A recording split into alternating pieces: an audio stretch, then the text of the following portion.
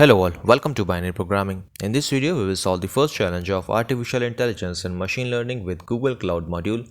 The name of the challenge is Explore AI and ML Fundamentals with Google Cloud. Let's move to the challenge.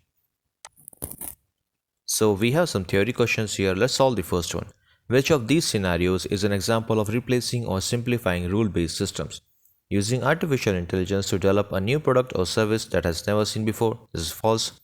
Training a machine learning model to predict a search results ranking. So yes, B is the right answer for the first question. Let's move to the second one. Which dimension for measuring data quality means that the data conforms to a set of predefined standards and definitions such as type and format. So the dimension which we use to measure the data quality is validity. So D is the right answer for the second question. Let's check whether we have done it correct or not.